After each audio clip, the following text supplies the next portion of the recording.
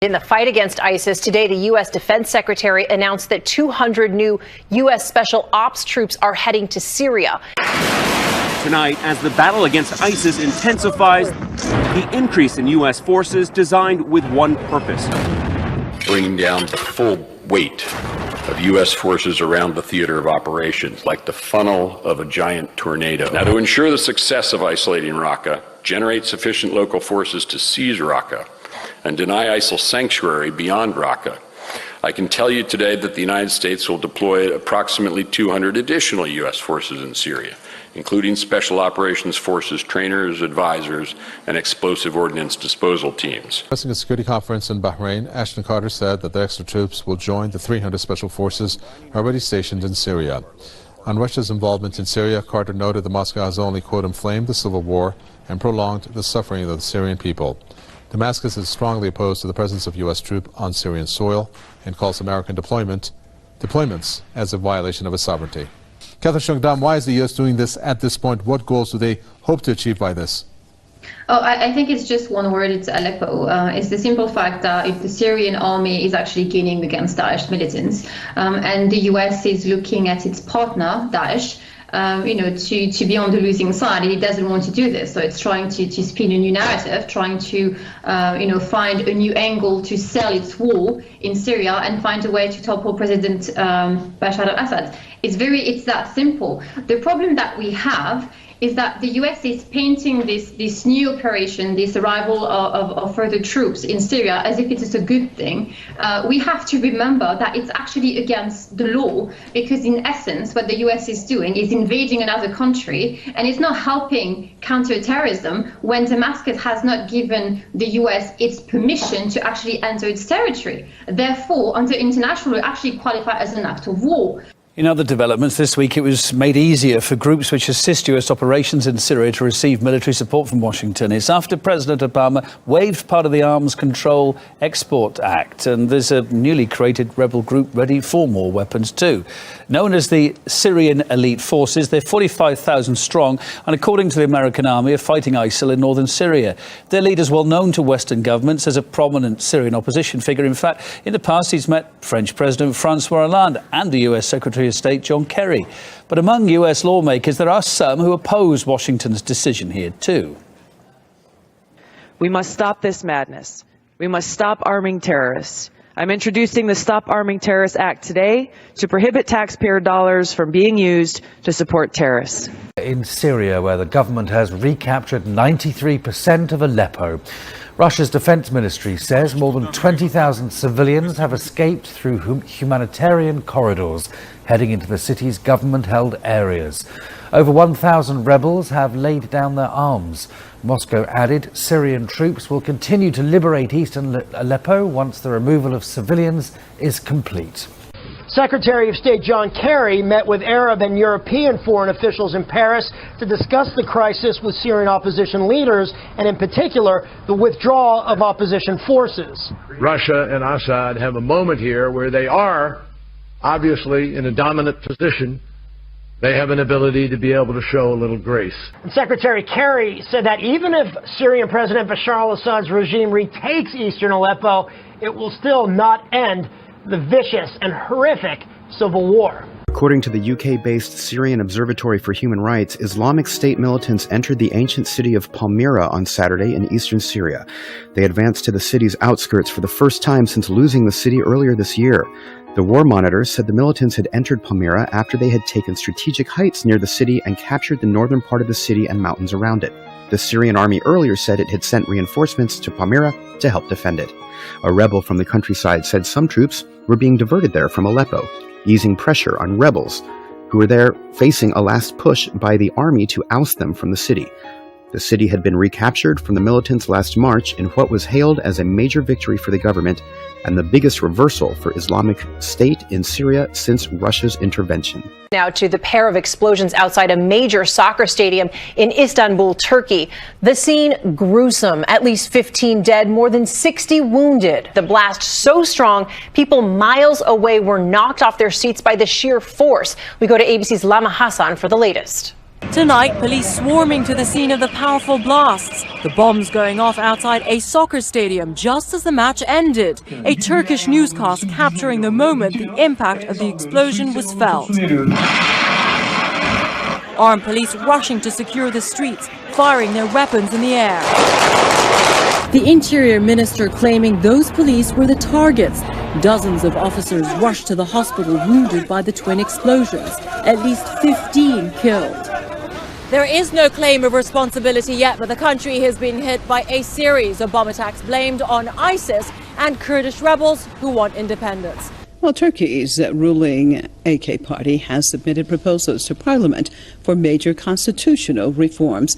The package of proposals was presented to the legislature after AKP secured the support of the opposition Nationalist Movement Party, MHP. If ratified, the governing system would transfer from parliamentary to executive presidency. Now, the changes would grant President Recep Tayyip Erdogan more power and allow him to seek presidency until 2029. France is seeking to extend a state of emergency until July the 15th next year. The Prime Minister, Bernard Cazeneuve, said the enhanced security measures are necessary, citing a heightened risk of attacks by Islamist groups coinciding with 2017 elections. The declaration is needed to ensure the highest level of protection, as it gives police extended powers to search and arrest. However, the extension proposal needs to be approved by the National Assembly, which is expected to hold a debate on Tuesday. The state of emergency currently in place, a response to the November 2015 Paris attacks, was set to end in mid-January. This just in, federal investigators are trying to determine if there is a connection between 3 different plane threats. Sources say United Airlines Flight 443 from San Francisco landed safely at Newark Airport tonight after a report of a threatening note on board. A similar threat affected a flight heading to Kennedy Airport. And there was a third bomb threat, this one aimed at a charter flight carrying the Boston Celtics. That plane landed safely in Oklahoma City. All right, for the first time in American history, deaths caused by heroin use have surpassed those caused by guns.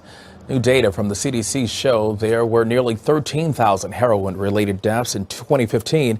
That's 10 more than gun-related homicides. The number of deaths due to opioid overdose also surged, reaching more than 30,000 last year, 4 times the amount in 1999. The new findings highlight recent government surveys showing more than 20 million adults have a substance use problem. It is a light beacon, like a lighthouse that's up on top of the hill.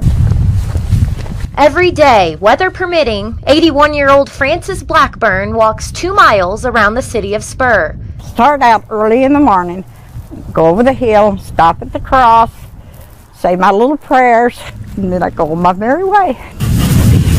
Her granddaughter, Polly Daza, works at the car wash in town with a perfect view of the cross in Swenson Park. And I can look right up and see the cross, and I know God's watching me, so I know I'm okay. These family members say they are disheartened by the letter the Freedom from Religion Foundation sent to the city of Spur. We feel secure with the cross here. It's part of Spur, it's part of us. Despite these residents' desire to keep the cross up, the Freedom from Religion Foundation says the permanent display of a cross on public land is unconstitutional. In the letter, Foundation attorney Rebecca Markert says the cross conveys a message to non-Christians saying they aren't, quote, favored members of the political community. Protests today outside the Seventh-day Adventist Church in Pasadena. Members of the LGBTQ community are very concerned about a video being screened tonight at the church. The video was made by the Coming Out Ministries. It's a group that claims homosexuality is not natural. I felt dirty. I felt, well, I had been tainted. This is a trailer for a documentary called Journey Interrupted. It's about a group of people who were gay and, according to them, gave their life to God and gave up what they called their temptations. The film is being shown at Pasadena Seventh-day Adventist Church tomorrow, where Janelle Delgado is planning a protest against it. They're saying it's not conversion therapy, but regardless, they're still asking people to oppress who they are. Michael Carducci is one of the people featured in the film. He says he lived as a gay man for nearly 40 years before he says he surrendered to God. We're not here to tell somebody that they can't be gay, and we certainly aren't here to say that God doesn't love someone who's gay.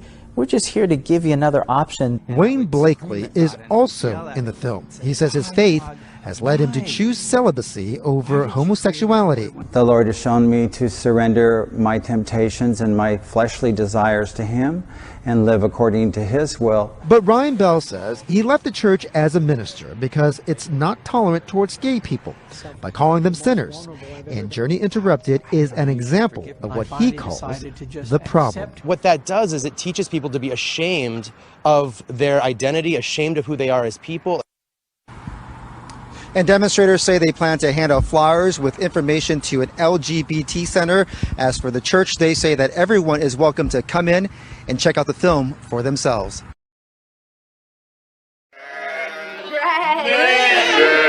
The Passover lamb has a large significance in the Jewish faith. A local couple have been collecting Jacob sheep in the hopes of returning them to Israel. Pet them. They are an endangered animal in the world. There are no Jacob sheep currently in Israel. And what we hope to do is establish a biblical Jacob Sheep Heritage Park. We came out one day and kept volunteering and got really attached to the sheep. I believe in what they're trying to do. The flock of sheep has been wandering around for a very, very long period of time. First from the time of the Exodus, to the ancient Middle East, to Spain, to Britain, and then finally here to Canada. But the sheep don't like the wind. It's returning an animal to its source, its original habitat. And so the Jacob sheep parallel the story of the Jewish people that they now will be returning also after 2,000 years back to the land of Israel. So this is nothing short but a miracle. Just like the Jewish people, they need to return.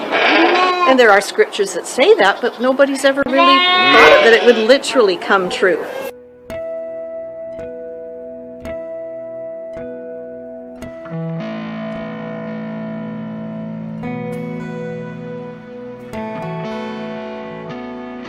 The 2,000-year saga of the return of Jacob's sheep to the Holy Land as prophesied by Ezekiel was officially launched with the first of 11 flights that took place last week. The timing of this tremendous occurrence is deeply biblically significant and may in fact shed light on the fascinating history of the patriarch's herd. On November 30, 119 sheep landed in Israel, coincidentally the same day rains at last began to fall in Israel, ending a difficult drought. This was precisely as Ezekiel had prophesied. I will deliver them out of all places whither they have been scattered in the day of clouds and thick darkness. Ezekiel 34 verse 12. This remarkable story began when Gil and Jenna Lewinsky, a couple that met in Israel and moved to Canada, first set eyes on the unique sheep 3 years ago. Despite never having farmed, something about the sheep spoke to their souls. They bought a herd of 70 and began a not-for-profit farm. In their hearts, they knew the sheep were destined for greater things than producing wool and milk. Though the breed has its genetic roots in the Holy Land, there are no Jacob's sheep in the Middle East today. The Lewinskys changed all that when they decided to bring Jacob's flock home. It took 3 years of wrestling with the bureaucracy of importing livestock before the actual journey could begin. Since Canada is not listed as a country permitted to export livestock to Israel, the petition was initially rejected in 2015. About ready to give up, the Lewinskys received a blessing for the endeavor from Rabbi Amiram Vanin, a well-known mystic from Ashdod. The rabbi was thrilled when he saw photos of the sheep and the undeniable resemblance to their biblical ancestors. Rav Vanin stated that the sheep have a special blessing on them from Jacob in the Bible. Gil told Breaking Israel News. The rabbi said that the shofar horn from the Jacob sheep is the most holy in the whole world. After the intervention of diplomats of the Israeli embassy in Ottawa, the petition to bring the herd of Jacob's sheep was reconsidered and accepted. The actual journey began 3 months ago when the sheep boarded a truck for a 3,000-mile journey from British Columbia to Toronto. In a distinctly Ezekiel-inspired manner, the journey was accompanied by thunder and lightning. After a stressful 4-month quarantine, they prepared to board planes for Israel. Even this part of the journey was fraught with difficulty. El Al Airlines had generously agreed to subsidize 90% of the flight from Toronto to Israel, the largest airlift of animals in Israeli history, but a strike by the pilots forced the Lewinskys to make other arrangements, costing them an additional $80,000. That rainy day 1 week ago, when the first shipment of sheep arrived, was also the 28th day of the Hebrew month of Cheshvan. This was the day, untold thousands of years ago, when Noah, after a similar journey with his menagerie, offered up a sacrifice to God after weathering the storm. Gill also pointed out that during their arduous journey with 119 sheep, not one sheep died or failed the rigorous tests given by the Department of Agriculture. Normally, about 12% of animals fail such tests. See the desert bloom and an ancient plan revived in Israel, perhaps for the first time in 1,500 years. Could this be used in a third temple? Meet Guy Ehrlich, visionary, farmer, and possible provider of plants needed for incense for a future third temple. This is the Balm of Gilead farm. This is the nursery. The vision was to grow the Balm of Gilead and then to make an industry out of it. Ehrlich's still in the early stages, but already he's helping turn the desert green on a tract of land near the Dead Sea and Jericho. It started with the balsamone tree, better known as the Balm of Gilead. For 1,000 years, ancient Hebrew farmers in this area were the only ones known in the world to cultivate this exotic plant. They used it for medicinal and cosmetic purposes. Now Ehrlich's biotech venture is reviving that trade and more. It says it's the first ingredient of the incense of the Holy Temple. And since the Second Temple period, it says it was the anointing oil of the kings of Israel. At the 6th century, it disappeared from here together with the Jewish people. Ehrlich got his first plant from a shoot that was smuggled by a German scientist out of Saudi Arabia and brought to Israel. Oddly enough, the plants he grows are thriving in the intense heat and salty soil on the shores of the Dead Sea. Ehrlich also grows frankincense on his plantation. This is the frankincense of the Holy Temple. There is no agriculture for this tree. This tree only grows wild in different countries in the Horn of Africa, and since there is such a demand for it, there is an overusing of the plant. Ehrlich is also growing myrrh, and there may be a connection to the gifts the Magi brought Jesus at his birth. Another way to introduce myself is as a Magi. You know, the 3 Magi that brought Miriam presents, they gave her frankincense and myrrh and gold. Now, there is a claim that the gold is the Balm of Gilead, because it was more precious than gold. This is the diamond of the incense, the diamond of the medical plants. Ehrlich, who describes himself as a man of faith but not religious, is also growing a number of other plants needed to make the incense for the temple. That has caught the attention of some religious Jews who would like to see a third temple built in Jerusalem. I definitely didn't think that I was going to serve the temple, and I was surprised from the amount of temple fans that came to visit me. When Rabbi Ariel was here, I told him that I'd be more than happy to supply the incense for the temple, and I'll do my best to be ready with the incense till the temple will be here.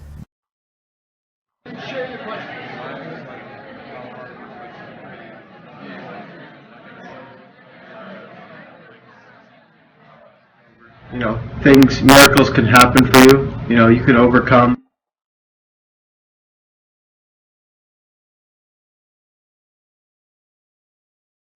I didn't know what I was going to do with my life.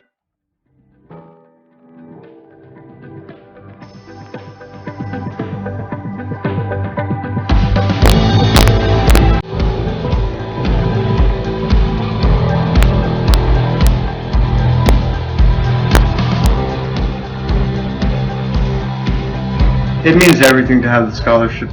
I just want people to know that are in the similar situations that all isn't lost. That even though you made so many mistakes within your life and you feel trapped, you feel helpless, you feel hopeless, that it's not over.